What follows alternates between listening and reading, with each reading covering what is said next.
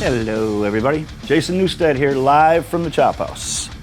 And we are teaming up with Reverb to make available for the first time some instruments from my collection. The last 30 or 40 years as I've traveled around playing music for people, I've gathered some cool shit. And can't play all these, man. And I like to get them in some hands of some people because I can only play so many at once. So, starting off with a 66 Gibson Barney Kessel, Kalamazoo, Michigan. Very good condition. All of the instruments have been kept in climate control and all that for 30 or 40 years, man. They're all prime. 68, I think. Sounds good. Hofner, Beetle guitar, 6-string. Built-in fuzz. It's been played a bit. Good condition, though. Everything's original. Incredible, unique kind of thing. Takes a delicate touch for that one, so somebody that has that, that'd be good for you. Staying in the beatly, jangly situation here, we got a 60s, 1970 maybe, Rickenbacker Fire Glow, 12-string with the adapter thingy that switches it to 6. Pretty tricky there too. Somebody that knows what they're doing can make some noise with that. That would be great. Let's see, back to Kalamazoo, 1970, ES335 12-string. Very good condition also. That's a player. All these have been played in the Chop House for the last decades by lots of different folks. Some of them you know, most of them you know. Kalamazoo One More Time, 1966, Gibson Firebird 3. That was used on the Echo Brain tour and first album, pretty sure. So each of the instruments, as we speak about them, have stories, and the more storied that they are, the more valuable they are. Some of them have provenance from videos or tours or photographs or posters or these kind of things, album covers. So I'm going to touch on a little bit of that because that is kind of a category at our Reverb store. This is one of my first alembics. So when we're Northern California band, and so we, in Santa Rosa, Petaluma, they built alembics since 1969. So this was their 20th anniversary. This is number 6 of 200 from 1989.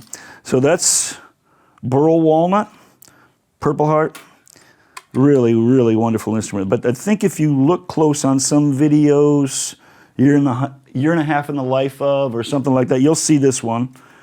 I think we were working with that with Bob Rock for a little while. So that was one of my first alembics.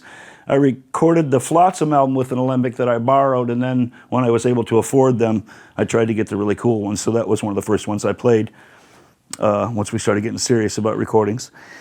And then I want to offer some special stuff. There's some things that are one of one. This happens to be one of them that I'm going to offer at the store. This is one of one. This is a 10-string alembic Europa from 92. So you can see the Purple Heart, one piece from there to there. This thing is a beast, an absolute beast. The weight of it itself, you have to just be a straight badass just to carry it, but let alone play it. So somebody that really could make this thing happen, I want it to get in their hands. I want to see what this thing can actually do. I was never able to give it actually enough time, but I did take it on tour, Black Album tour, all that kind of thing. Even some studio stuff, I think. But there you go. Really, really special piece of history, piece of metal history. If you deserve it, I guess you'll get it, you know. But that's a wonderful one of one right there, man. One of one. Beast. Now, one step further into the provenance. You look at this, the pad on here and the thing and the tape and the settings. This is all left from the recording of Until It Sleeps. And you'll see I got my little herb leaf up there. That's the mark that I put on my basses, the ones that I recorded with. And you'll see that on a few of them through time. And that's a Zahn 5-string fretless. Got the graphite neck. Very special piece, but also that's actual piece of recording history right there. You have the song in your collection. That's the bass that played it. So that's 1980 Rickenbacker 4080. But I just love how I always love the blue of the bass, but the blue of the case that matches. It's awesome. That thing is pristine. Got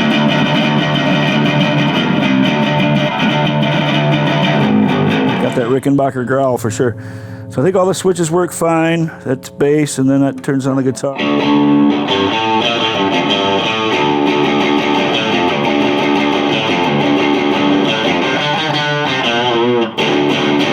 works. Actually, the design is pretty amazing because you can still see everything all the way to here on this guitar, on the 6-string. The bass is kind of where it would always be. Rickenbackers always have had kind of a rigid, straight edge kind of thing, a little bit stiff feeling to me, but this thing is amazing. I mean, the invention itself, and it takes me back for like my childhood to Rush and Geddy Lee and Alex playing double necks. And that's really why I got it way back when. I got it from Pete's Guitars in Minnesota back when Pete was alive, long time ago. Let's see, I think on the Black Album tour we went to Pete's and bought a whole bunch of guitars, and this was one of them. So there you go, double neck 4080 Rickenbacker in deep blue. Could be for you. Going back in Fender a bit, that's mid-60s Fender 6 bass. Everything intact, original, mute, beautiful, good condition. Really good condition. That's a player too. Ampeg scroll bass. That thing's been played a lot, you can tell. Got some wear on there, but this is a really unique sounding beast. And got long legs on it. Usually put flat wounds, but extra long scale on that one. It's wonderful. Don't see too many of those around that are in that good a condition anymore. Original scroll. I think also from the Injustice for All tour, we picked up Paul Reed Smith bass Sunburst. Pretty rare. Not going to see too many of those around. I played this one quite a bit over time. Pretty rare piece here at Tony Levin, Music Man Stingray, when he had invented the funk fingers for Peter Gabriel records and such. We had to have space in between the strings, and they wound the pickup custom and everything. There's only maybe half dozen of those on the planet, if that. I couldn't figure out what to do with it, so I'm hoping that somebody that is inventive maybe do slide bass or something crazy. Going back and forth on the color on this guy, this is an original Fender 5 bass when they first started manufacturing 5-string basses. This is mid-60s somewhere, I think. I'm not sure if that's Lake Placid blue that went that way or if it's the Sherwood green that went that way, but I'm sure somebody can straighten me out on that. It has been played a bit. Had some love. Now it's somebody else's turn to have that guy. Now, please keep in mind that these are all representative of certain instruments that will be available in these categories, like these kind of things, and these kind of things, and these kind of things, and also some acoustic instruments and some older stuff like this. That's a 1937 National Duolian Tricone Dobro with the exploding palm.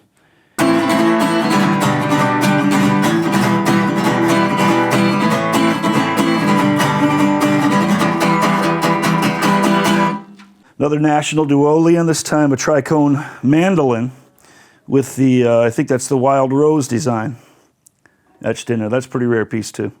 Okay, freaky, weirdo right here. I'm not sure what that is. Someone's going to help me along the way. It's a Mosrite. I think it's supposed to be I don't know, because it's shaped like a violin. Is it a mandolin? I'm not sure. Johnny Ramone pickup on there, and it still does its thing, but good condition. Somebody else can figure out what to do with it. There are a couple of different cases of guitars that you come upon and you know that always going to be something cool inside. This is one of those. Look! A tweed rectangle like that. And it has inside the Homer Haynes 1989 beauty. So that guy's got all of the case stuff that came originally with it. Everything's still intact, certificate, all that. Good to go. Great instrument.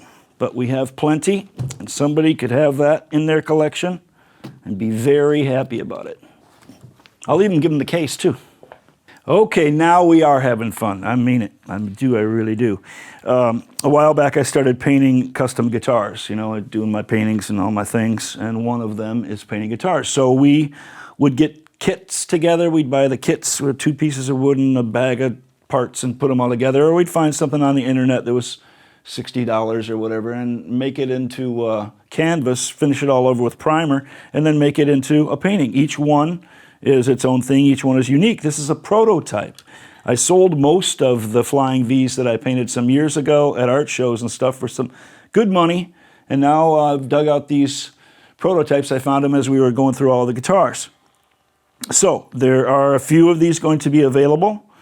Yep, each one is unique, and as all of my pictures and works, I do them with both hands. With my right hand does the painting and my left hand does the text, and you'll see that's a puzzle to be solved, Every sentence goes forward, backward, like that with my left hand.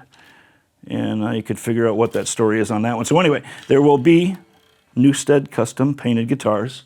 One little handful on the Reverb store.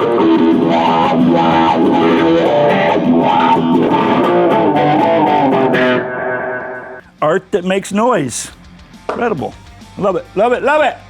Any real collection took time to amass and special study and effort and all that thing. This stuff was collected, truly collected on adventures. But just like anybody that plays, you find the ones that are your favorites and the other ones need to go. And that's all, and that's where I am now. So I'm hoping that some people are gonna pay attention to how special these instruments actually are because of the stories I just told. And what it took me to go around the world 5 or 7 times literally to get these instruments that I have. I'm offering some of them now to you. I did the legwork and now their provenance is what it is, right? Whether I owned it or whoever owned it, the quality of those instruments, they speak for themselves. That's it, Newsted Reverb Store. Buy all the stuff, you'll be glad you did.